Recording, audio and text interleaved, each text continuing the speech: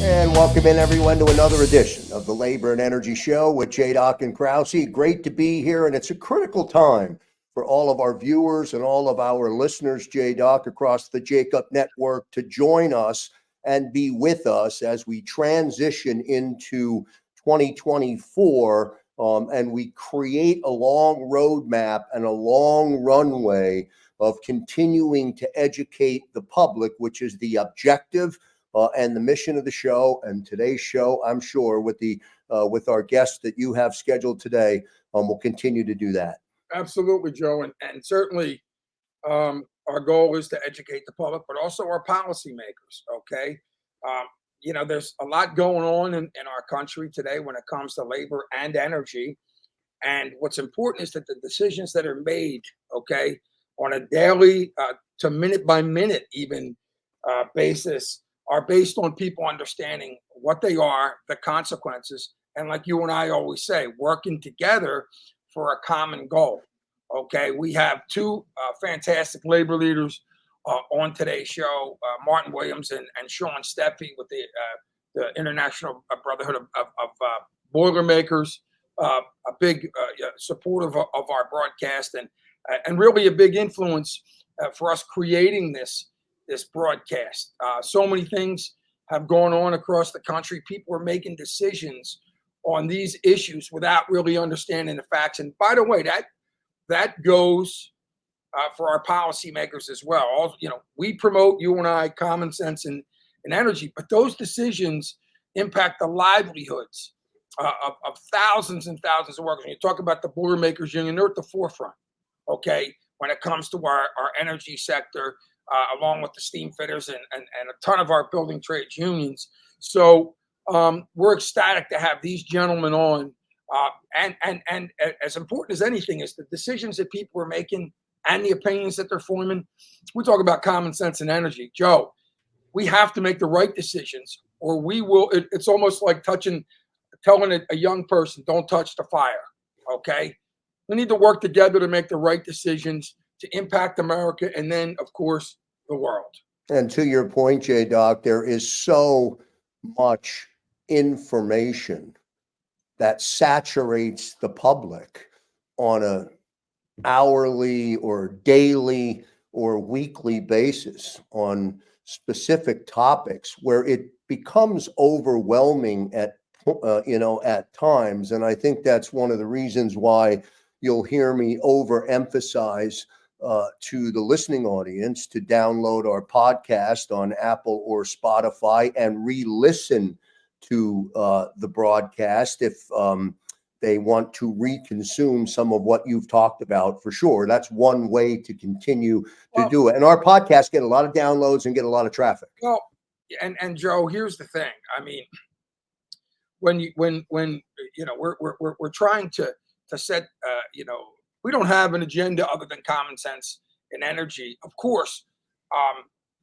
we support our industries and our labor unions and our energy sector organizations and companies and businesses because they're such huge resources and impact our infrastructure of our daily life. And of course, when you talk about the education, renewables are coming into the market. We're going to talk on this broadcast about the promises to make, to have renewable jobs come in and be part of a union, your fair wages, benefits, all those things. But that's not happening. So when you talk about a lot of information being consumed, a lot of that information is provided by individuals that have an agenda that is not common sense and energy. That's why I'm ecstatic to have the individuals on the program that we have today. Let's get started. It's the Labor Show with JDoc and Krausey. JDoc will get us underway after the break. Welcome to Pond Lehocky, the largest workers' compensation law firm in Pennsylvania. With over 250 years of combined courtroom experience, we've helped over 100,000 injured and disabled workers obtain benefits, as well as some of the biggest settlements in the state. Even better, Pond Lehocky doesn't charge a dime until you win. If you've been injured at work, give Pond Lehocky a call. The best way to describe Anthony, David, and Jan are that they're my brothers. I met Anthony at LA Fitness because I noticed that he had a Teamster's bag and his dad was a Teamster leader. I'm a third generation son of labor. My grandmother worked in a factory. My mother and father were both Teamster members. I don't think there's a trade that I don't have a family member in. What's so big for me coming from a union background is what affects one member affects the entire membership.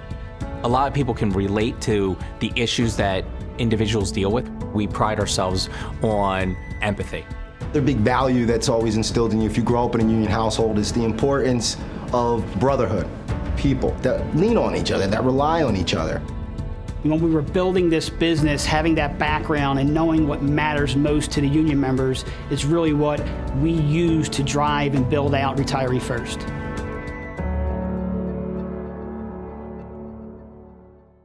Do you stream on a Roku, Fire Stick, Google TV, or Apple TV? Now you can watch 6ABC 24/7 with the 6ABC Philadelphia streaming app. And the big story on Action News. Search 6ABC Philadelphia and start streaming today. Welcome back to the Labor and Energy Show with JDoc and Krausey here on the Jacob Media Network. I'm ecstatic to bring into the program Martin Williams, who's the National Coordinator of State and Legislative Affairs for the International Brotherhood of Boilermakers, and of course, Shawn Steffee, business agent, Boilermakers Local 154. Welcome to the show, gentlemen. Thanks, Shawn. Okay. Great to be here, Joe. Guys, obviously, welcome to the show. And you guys are regulars on the broadcast, and we're ecstatic, obviously, to kick off 2024 with you both. We have a ton of listeners. I want them to understand a little bit about the Boilermakers. Remind our listeners, if you will, who you guys represent, what type of work your members do, and the magnitude of the workforce. Shawn, in your neck of the woods, if you'd address that. Yeah, sure, JDoc. So here in Western PA, and we're pretty much fossil fuel driven. We build and maintain our coal plants, our gas plants, natural gas plants. We're also involved in building and maintaining steel mills, petrochemical plants, refineries, paper mills. The list goes on everything that's basically in the fossil fuel, driven workforce and construction. Now, Martin, he has the international he represents, and we have a few more industries, and he could probably touch more on some other things. And Shawn, for the record, okay, we've talked about this, okay, so many times. You yourself, when you talk about, somebody who cares about the environment and your members, okay, I mean, it's a part of the fabric of who you are and the Boilermakers, correct? That is totally correct, JDoc. And, the one thing that I can definitely speak, and I know Martin will agree to this, as Boilermakers, we want to be part of the solution to improve the environment and use technology coming forward with like hydrogen, carbon capture, and things like that. And we definitely want to be part of the solution. And we love the environment. Most of my guys are all outdoorsmen, hunt, fish, hike, do the whole 9 yards. So, yeah, we're on board. And like I said, we want to be part of the solution, and we want to create jobs, not only for the Boilermakers, but throughout organized labor. And those are the ways to have these jobs. Absolutely. Martin, if you would, on a international scope, talk about, the magnitude of the workforce, okay, and the skill set we're talking about. Right. So again, glad to be here, Joe.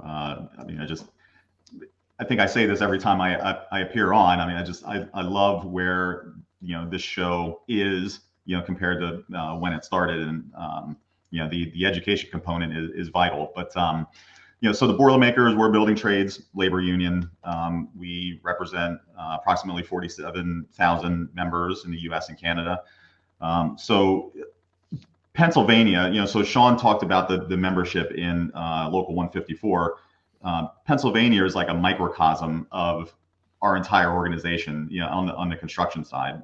So we work in heavy industry. Our members perform services for our signatory employers in power generation, oil and gas, steel, But we also have thousands of members on our industrial sector side, which is more of a traditional, employer-employee relationship, shop environment, but thousands of members in shipbuilding, rail, manufacturing, and other, non-construction sectors.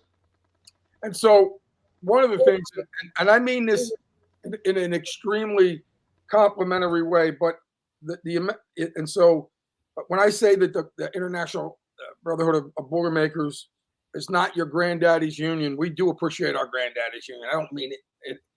I'm just talking about, the lengths of which, your union leadership, your membership, locally and internationally, has expanded the scope of work and training as new incoming technologies come in. What a priority it's been in regards to innovativeness, okay, and adapting to the new technologies. Okay, let's not forget, and this is me talking to me and everybody else, and that is that we walk in the steps of greatness of our forefathers, so we do appreciate that. But just what the International Brotherhood of Boilermakers has done for the workforce and expanding across the board. Martin, if you would, let's discuss that. Expanding the scope of work, training as a priority for new incoming technologies. We'll talk about carbon capture and a number of things on this program, and the priority to be innovative in union leadership, so that you can be obviously keeping your eye on what's going on, what your standard form of business is, but also the future.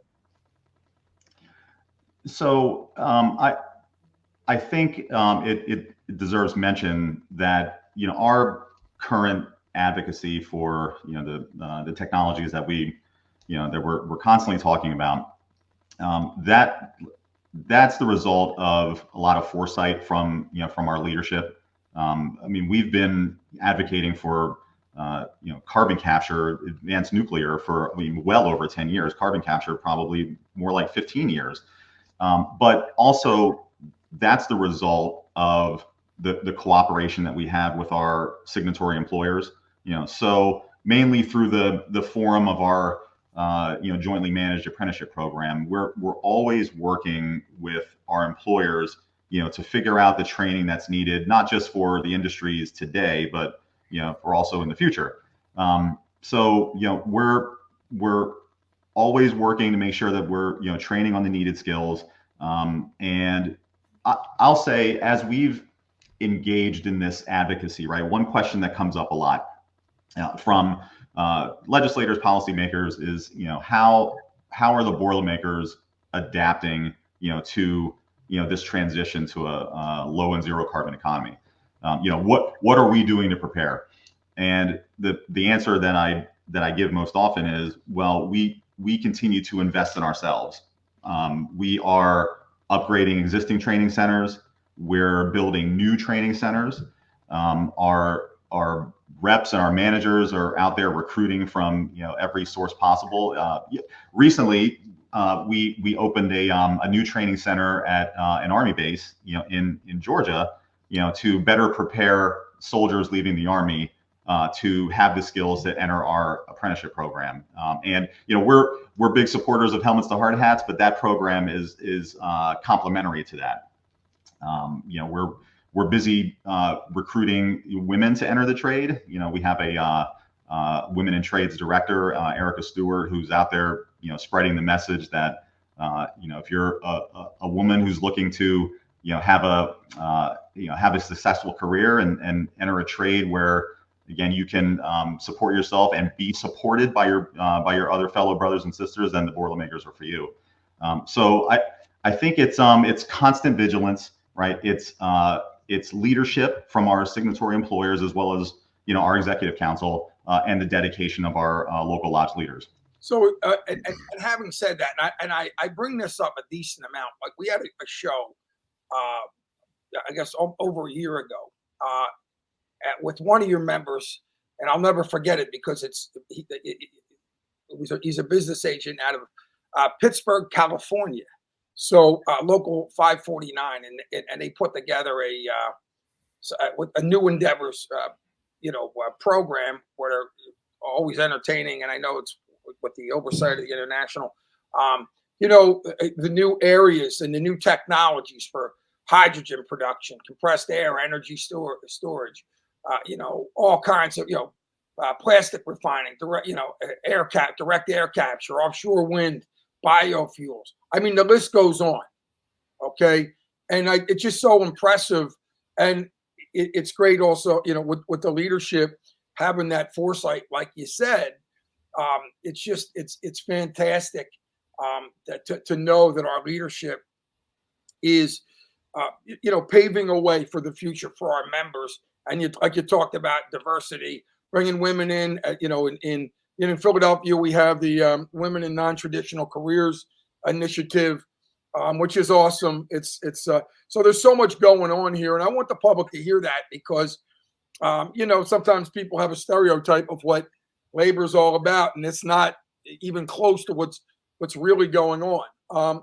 So having said that, we talk about our apprentice programs and our journeyman upgrade programs. You mentioned the new investment in there, but also in this world, as much or more than ever, the importance of labor in politics and the need for us to get involved.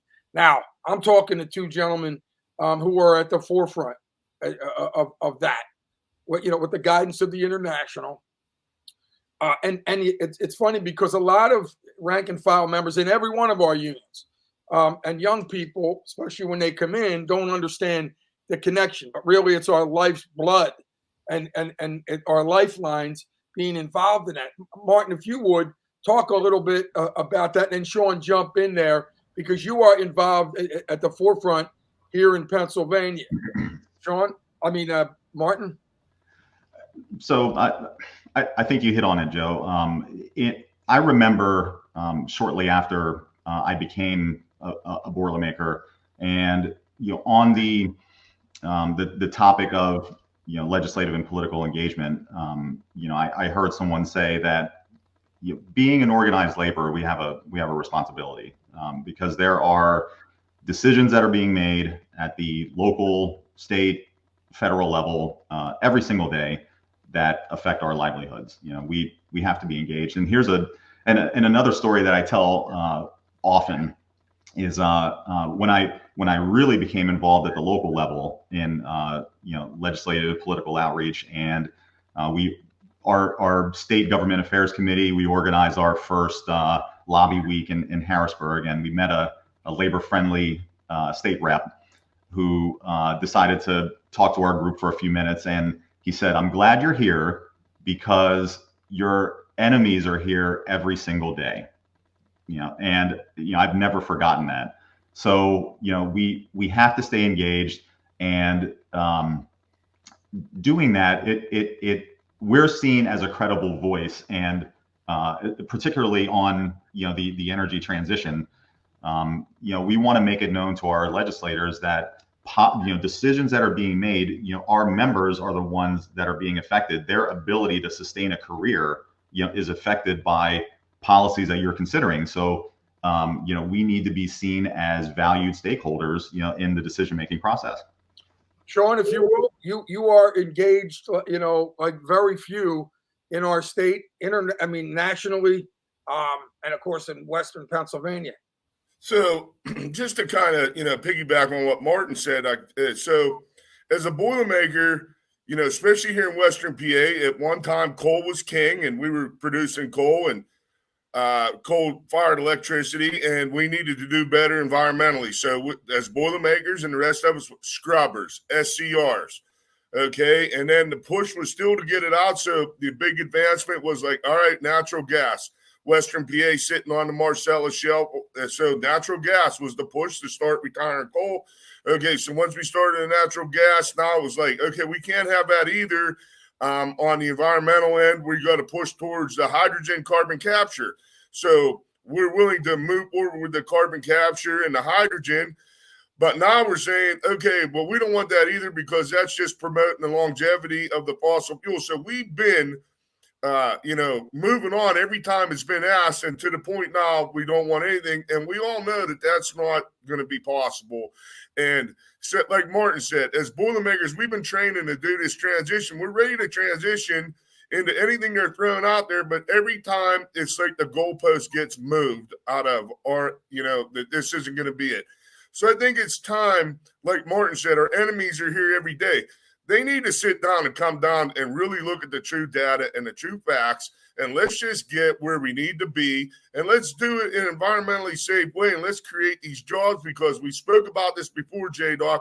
These renewable jobs are not Boilermaker jobs, and they're really not even organized labor jobs, because they're not coming to us. These are cheaper, not family-sustaining jobs at this point, and all of us want to be a part of it. We'll build the renewables too, in the building trades. Not the Boilermakers have a big role in it, but we're ready to do everything that we need to do, and it just doesn't seem like we're getting that same compliment from the ones that are pushing against everything. Absolutely, no question about it. And so let's do a little spitfiring, Shawn and Brett, Martin.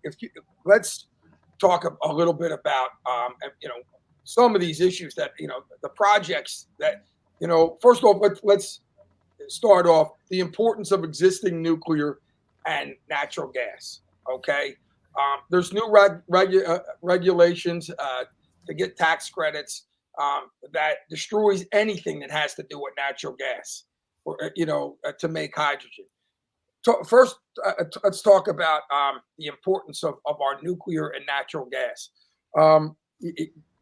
Shawn, if you would start off there. Yeah, sure. So we all know that the IRA, the Inflation Reduction Act, is throwing billions of dollars. I think it's $7.5 billion out there to get into the hydrogen and the CCS part of it. And the regulations are U.S. legislators. And now they're throwing out that the pink hydrogen is not going to be in on the money available on the tax credits that's being wrote by our government officials now, and neither is blue hydrogen. So for me in Western PA, if we eliminate the blue hydrogen, I'm pretty much sure we're not going to build. We're natural gas strong. Now, we do have nukes on this end, on the pink end of it. If we're not going to be able to produce hydrogen with the nuclears, and that might have a shot into Mach 2. Arch 2 would get kneecapped out. It wouldn't be possible. And this is where, that we're trying to work with our legislators now, okay, time out. Let's go. We got to get on the board here, and we got to figure out what we're going to do. And we need to educate. So when we get platforms like you're giving us right now, this is the time that we need to educate everybody and say, hey, listen, it can't be all one way. You can't have eggs in one basket. We need to have them with the pink, the gray, the blue, and the green being renewables. So if Martin would like to kind of touch on that, I mean, that's kind of where we're at right now. And if you would, guys, just briefly tell our listeners the difference between, pink hydrogen, blue hydrogen, and first of all, when somebody's constantly moving the goalposts like this, there's another agenda. Yes. Okay. I mean, it's obvious they're not going to be happy. And we all, you said, Shawn, we just want to be a part of what's developing, but people are not going to be happy until they have zero heat, until they have zero air conditioning, and our grid is overwhelmed. So many of these solutions are not even possible. They're just not possible. But politically, they want to shut it down anyway. So if you would, Martin, educate our listener a little bit on what these types of hydrogen are, and elaborate on what Shawn said. Yeah, so often reference to hydrogen production is broken down along a color spectrum, right? With green hydrogen being hydrogen produced from renewable sources, blue hydrogen produced from natural gas with carbon capture, and pink hydrogen from nuclear sources. But Shawn hit on, I think, a lot of the frustration that we and others are having. Especially with the proposed guidance that recently came out from Treasury on the tax credit for hydrogen production that was put in place by the Inflation Reduction Act. the intent of the IRA was to maximize production of clean hydrogen from multiple sources, right? So, we were all excited in October when the hub announcements came out, but then the proposed guidance from Treasury, took temporarily took the wind out of our sails. So, as Shawn said, if proposed policy becomes guidance, then existing nuclear's ability to contribute to this transition to a hydrogen economy is going to be significantly compromised, and that's just going to lead to job loss loss of job opportunities for our members and others. And it's typical a lot of times there's new potential introduced and then they got it, okay, and make it not possible. And so let's do this. We're going to spitfire and continue this conversation. We're going to have more from the Labor and Energy Show with JDoc and Krausey and our guests Martin Williams and Shawn Steffee when we come back. Welcome to Pond Lehocky, the largest workers' compensation law firm in Pennsylvania. With over 250 years of combined courtroom experience, we've helped over 100,000 injured and disabled workers obtain benefits, as well as some of the biggest settlements in the state. Even better, Pond Lehocky doesn't charge a dime until you win. If you've been injured at work, give Pond Lehocky a call. The best way to describe Anthony, David, and Jane that they're my brothers. I met Anthony at LA Fitness because I noticed that he had a Teamster's bag and his dad was a Teamster leader. I'm a third generation son of labor. My grandmother worked in a factory. My mother and father were both Teamster members. I don't think there's a trade that I don't have a family member in. What's so big for me coming from a union background is what affects one member affects the entire membership. A lot of people can relate to the issues that individuals deal with. We pride ourselves on empathy. The big value that's always instilled in you if you grow up in a union household is the importance of brotherhood. People that lean on each other, that rely on each other. When we were building this business, having that background and knowing what matters most to the union members is really what we use to drive and build out Retiree First.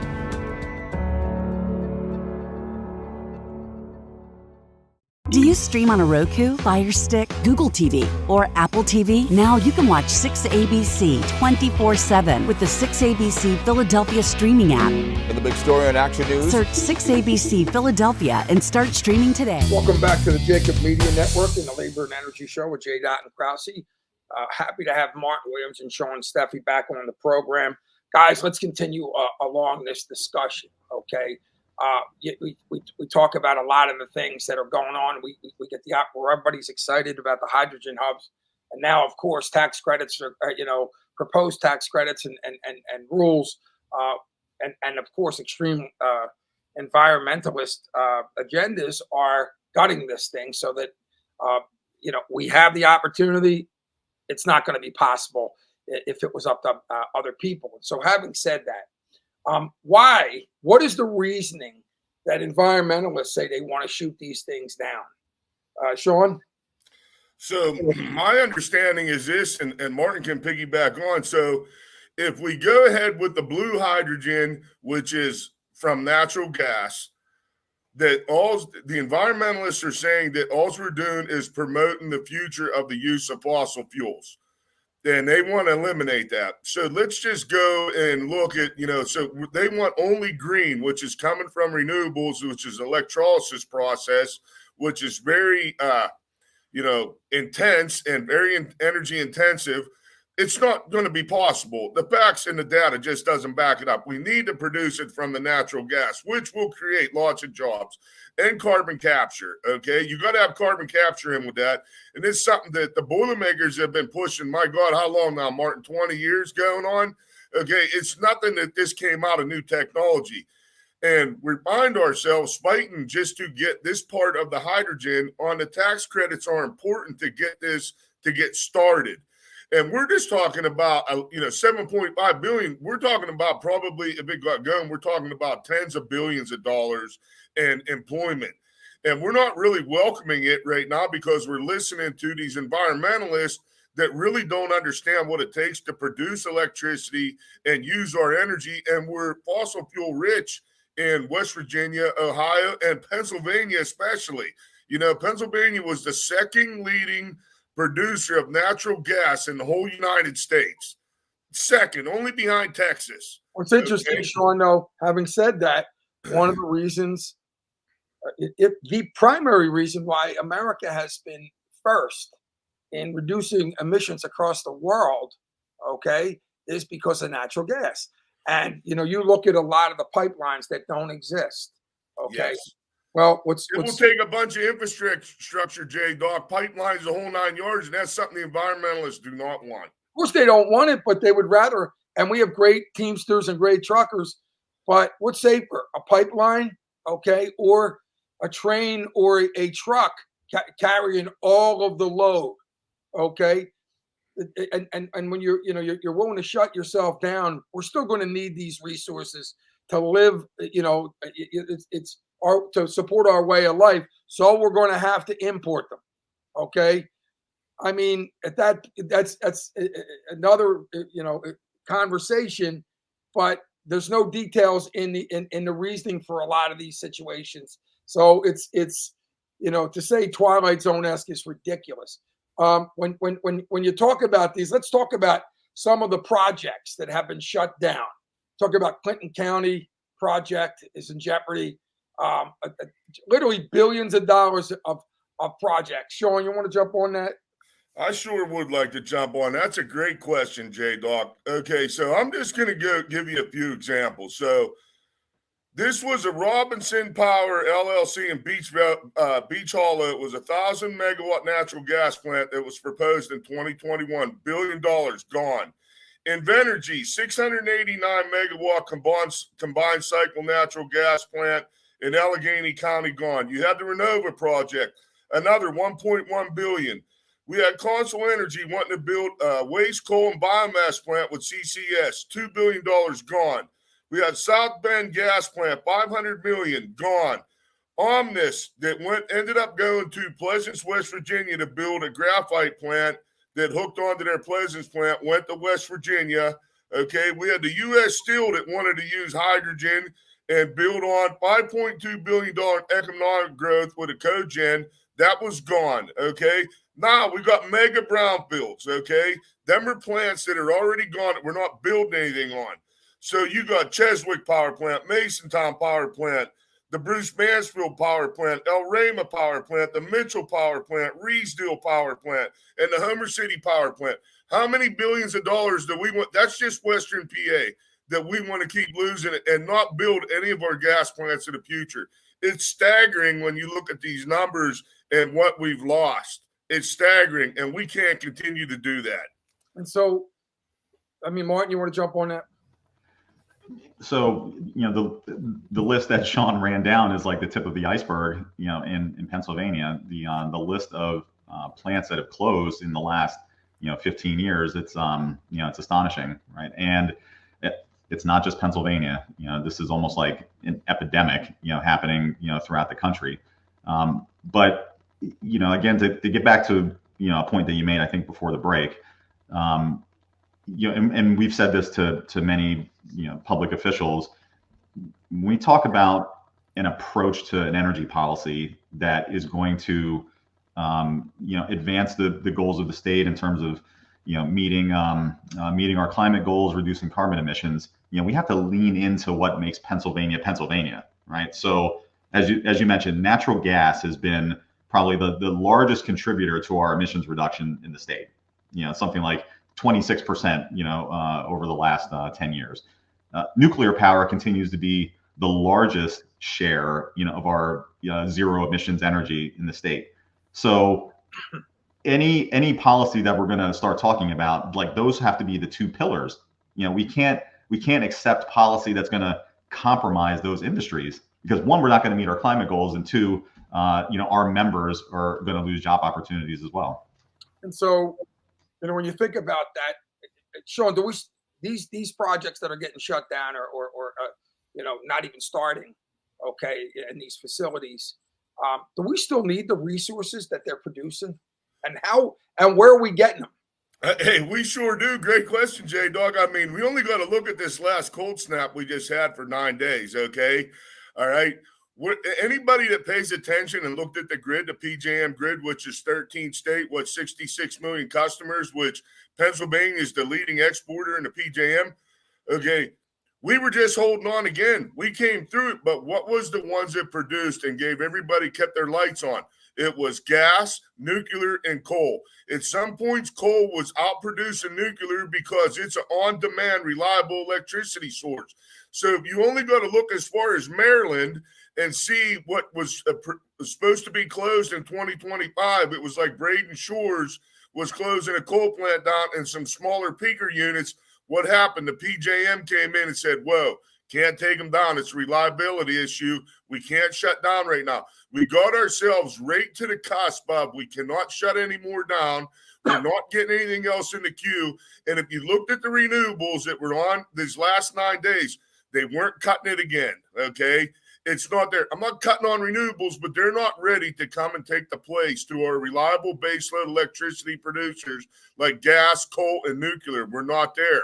And we need to get into the hydrogen and the carbon capture to keep producing with our fossil fuels and clean the environment up. And that's why I'm so upset over the 45V that is going to kneecap out the hydrogen hubs, which basically the ARCH2 hydrogen hub. We can't keep doing this. So to the environmentalists out there, hey, I'm all with you. I want to work with you. But, you know, when you come in and you shut these places down and you cause permitting and regulation problems and shut it down, they never come back to these towns like Renova. They never come back to Homer City. They're gone. They leave. They leave us in the dust, and all of our men and women that work in the industry that live here that are lifelong residents, they left without a job. Our communities are left without that tax base. So it's time to move forward here. And I really think our Governor Shapiro, needs to move forward, and he needs a little bit of a break from the environmental groups and back off a little bit. Let's come to an even kilter here, and let's move on with what we need to move on with, and it can't be one-sided. You know, a conversation I had with one of our recent policymakers, Pennsylvania state senators, and not to mention even party leaders, okay?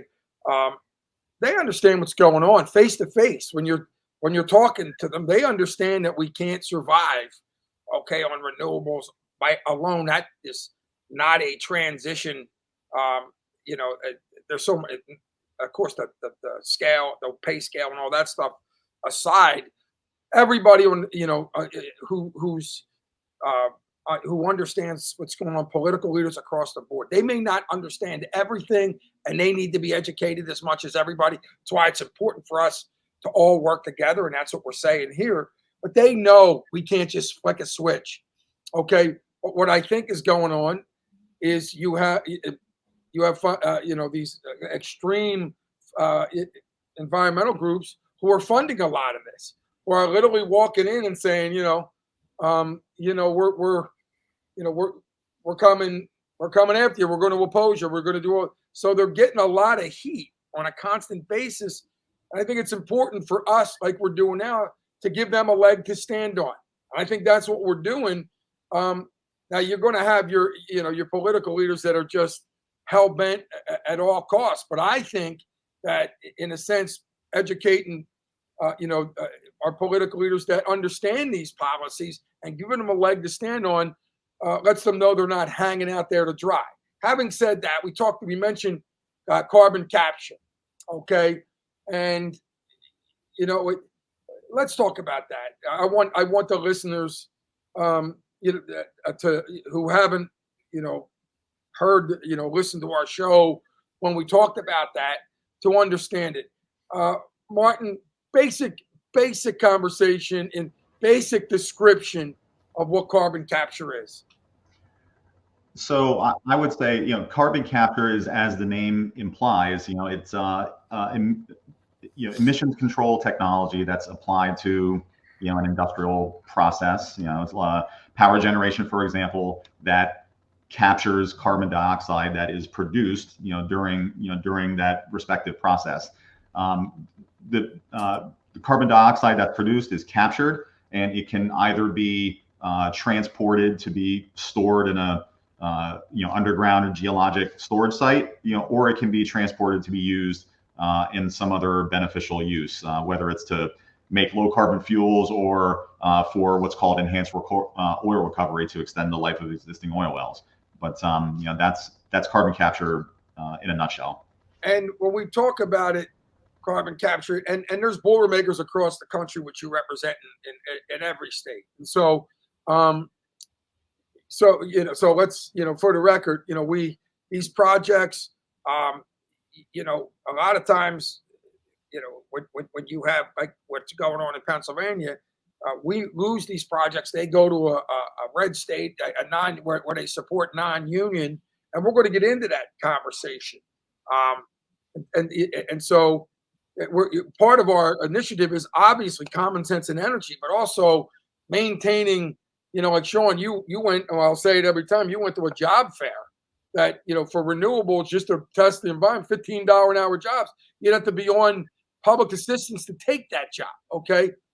Having said that, okay, in Pennsylvania, okay, we're losing with the, carbon capture is stalling. Okay. Talk about, legislative efforts to support carbon capture, because it's important, but if we can't get it done, it's not going to happen. So Great question on that, JDoc. And here's the best way I can explain it, and Martin might want to piggyback on.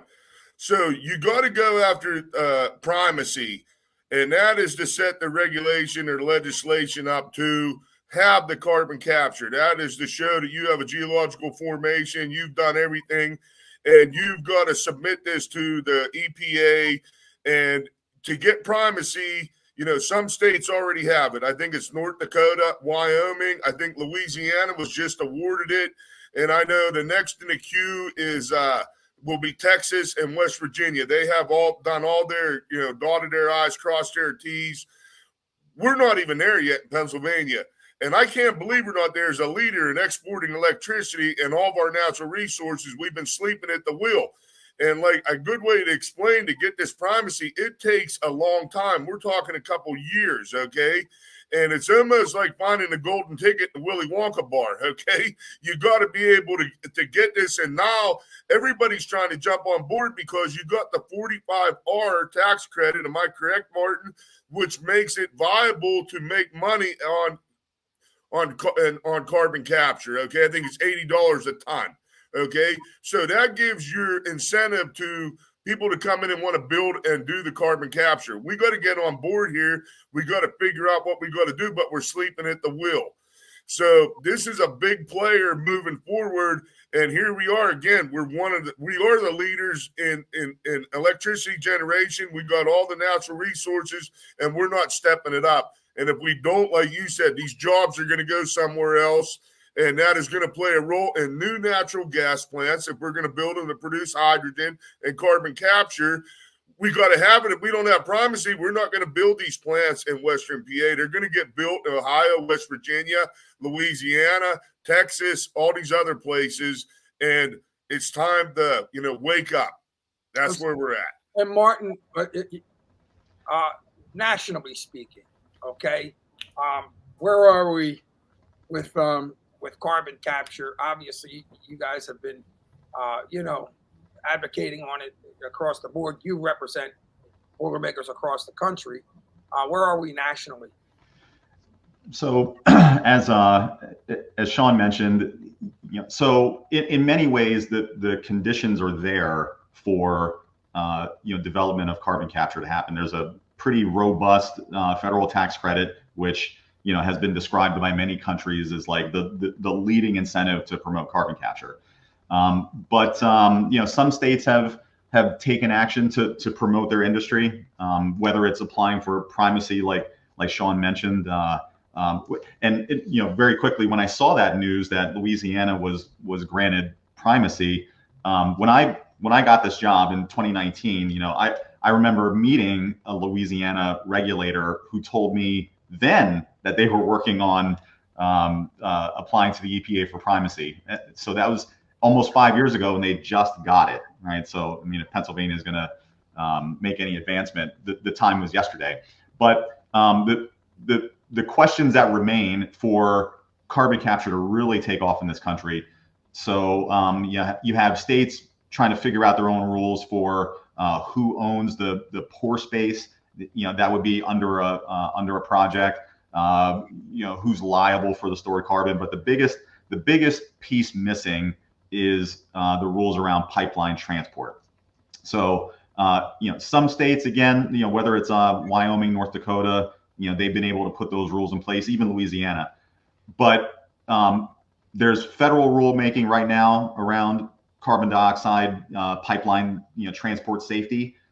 Once that rulemaking concludes, then you're going to really see some state action quickly take place. But that's the big missing component. We have the storage in this country. There's hundreds of years of storage. We need to figure out how to transport it safely. Having said that, permitting reform, okay, when you talk about a lot of the absolutely 10 years, okay, 10 years to get some of these projects. And Joe, that's a good point. To connect it back to an earlier discussion on the hydrogen hubs, right? So we have our friends in the environmental community who want to see the additionality component become policy, but we know how long it takes for these projects to get permitted, even on the renewable side, right? So if guidance becomes policy, then we're really compromising the viability of these hubs. We're talking 7 to 10 years instead of allowing existing facilities to start contributing to that transition. It doesn't make sense. Having said that, we got about a minute and a half, and I want to get I know Shawn, you wanted to talk about renewable projects that have been promised that are not going union, okay, and political accountability. A vote against natural gas, hydrogen, and energy sector projects, is in many cases a vote for non-union and against the unions. Let's talk about real quick, because we only got a real short amount of time, but the renewable projects that have been promised that are not going union, and keeping political accountability with individuals that, they're not supporting these projects and therefore they're going elsewhere in non-union supporting states, and we're losing them. Shawn, you want to jump on that? And then I sure will. On the renewable end of it, so listen, I'm the president of the South Central Building Trades. I got like 7 counties there. My counterpart, Jeff Miller, is in North Central Building Trades, and then Pittsburgh here at Allegheny County Building Trades. In the last 5 years, I have yet to see a solar or wind developer come to our building trades and say, hey, listen, I'm going to build this project here in PA. I'm going to need the help of the building trades. Not one. But if you were going to build these natural gas plants, and what we built, I think like $14 billion in the last 10 years, every one of these developers have come to us for manpower. Okay, they've came for our skilled labor and our manpower. They're not coming to us for the renewables because they're not paying that family sustaining wage, and they're not going to pay it. And that is the big holdup right there. And there's nobody that can deny that. Nobody can deny those facts. That is the hard fact reality. And like Martin said, it's time to start moving forward and get ourselves set up to move into the future and provide jobs. And these carbon capture jobs and hydrogen jobs in these plants, I guarantee you, puts all of us to work in the building trades, not only Boilermakers, but all of us, okay, with a lot of our members. Martin, if you want to close it up, my friend. Perfect point that Shawn brought up, right? The reason why we participate in forums like this, we want to bring attention to the potential, for job creation through sensible energy policies. Joe, you've been on outages and turnarounds, right? It's like you know how many thousands of building trades members are going to be put to work through retrofit of a power plant for carbon capture, or retrofit of like a steel mill. And it's not like Pennsylvania or other states have 1 or 2. We're talking about hundreds of facilities that have the potential to create, promote sustained job creation over years, possibly decades. We need sensible energy policy that works for everyone. Gentlemen, Martin Williams, Shawn, Steffee, I want to thank both of you, for being on the show, for doing what you do every day, not only on behalf of your members, but on behalf of the general public. So common sense energy policy and common sense in energy and projects that will support our way of life, but also protect the environment, continue across not only Pennsylvania, but across the land. Thank you, gentlemen. Thank you, JDoc. Keep it going. We need you. This is what we need, this platform and these shows. Yep. Absolutely. Thank you, Joe. All right, gentlemen, we're going to have more from the Labor and Energy Show with JDoc and Krausey when we come back.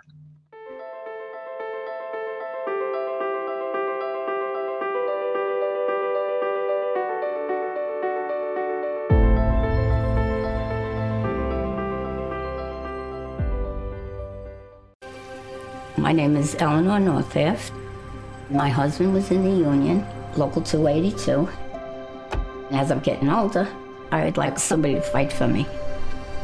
So I called up Retiree First. Hi. And I got Brooke. So nice to meet you. I'm Brooke. I'm an advocate at Retiree First. I've been working with Eleanor for 3 years. She was one of my first calls. I helped her with transportation to her doctors, getting her glasses reimbursed. Oh, they are pretty fancy. I'm basically just answering any questions she has. And I always have a lot of questions. Not too many. I have a friend there. I love it because I can depend on her to help me out in any situation. Oh, I'm excited. She always comes through for me. Do you stream on a Roku, a Fire Stick, Google TV, or Apple TV? Now you can watch 6ABC 24/7 with the 6ABC Philadelphia streaming app. Watch Action News live. And the big story on Action News. Plus special programming, breaking news, and severe weather updates. Tremendous amounts of rain. Always on, always the news team you trust. Watch 6ABC 24/7 on your streaming device. Search 6ABC Philadelphia and start streaming today. And back here on the Labor and Energy Show with JDoc and Krausey. JDoc, I've got to confess to you, I literally, as I listened to your interview and listened to the last two segments with Martin and Shawn, I'm literally jumping through the screen just because I don't understand why it's so hard to understand common sense and understand what you're talking about. Yeah, well, Joe, people have agendas, and you can hear by obviously listening to Martin and Shawn that they want solutions that work for everybody. Okay, you heard Shawn Steffee said at the beginning of the show, the environment is such a priority, but these projects in the billions are getting shut down, and we're importing the same resources that we're shutting down, and people they're just missing the boat on this. There's an agenda that is being that has a process that is trying to shut our entire industry down, and at the end of the day, it technologically is not possible, and so. They certainly, are not listening, do not want to work together. And thankfully, because of our labor unions and our energy sector leadership, who want to work together. Okay. And this platform, Joe, I think we have a shot, but I'm not surprised that you're confused. I'm sure a lot of people are confused on why these things are taking place. Yeah, as you know, I consume the show as a listener, as a viewer, and I try and process everything with the understanding that for every action, there's a reaction. And is that reaction going to be good, or is that reaction going to be bad? Well, Joe, I'd say this. I take it a step further, and I say you can do what you want, okay, but you cannot avoid the consequences. Yes. Okay. So, the energy resources that we have, okay, have supported our way of life. However, no one's sitting here saying things can't improve and we can't, make things, net zero is a priority to everybody. At the end of the day, our environment is incredibly, it's, second to none. It's a major priority. However, shutting ourselves down and not working together to find better solutions, it's not the answer. And so these individuals want to shut us down. Okay, because it doesn't promote their agenda. and shut, not us, but our natural resources down, because they say it doesn't promote their agenda for the future. Instead of working together with some of these incredibly resourceful companies, our unions, and our communities to get this done the right way. So there you go. The Labor and Energy Show with JDoc and Krausey. Special thanks again to all of our listeners and viewers tuning in across the Jacob Network, consuming on terrestrial radio, consuming online, and of course, downloading the podcast on Apple and Spotify. On behalf of my partner, JDoc, on behalf of Martin and Shawn, our two special guests, and our producer today, Kateri Kraus, I'm Joe Kraus. See you next time, everybody. Welcome to Pond Lehocky, the largest workers' compensation law firm in Pennsylvania. With over 250 years of combined courtroom experience, we've helped over 100,000 injured and disabled workers obtain benefits, as well as some of the biggest settlements in the state. Even better, Pond Lehocky doesn't charge a dime until you win. If you've been injured at work, give Pond Lehocky a call. The best way to describe Anthony, David, and Jane are that they're my brothers. I met Anthony at LA Fitness because I noticed that he had a Teamster's bag and his dad was a Teamster leader. I'm a third generation son of labor. My grandmother worked in a factory. My mother and father were both Teamster members. I don't think there's a trade that I don't have a family member in. What's so big for me coming from a union background is what affects one member affects the entire membership. A lot of people can relate to the issues that individuals deal with. We pride ourselves on empathy. The big value that's always instilled in you if you grow up in a union household is the importance of brotherhood. People that lean on each other, that rely on each other. When we were building this business, having that background and knowing what matters most to the union members is really what we use to drive and build out Retiree First.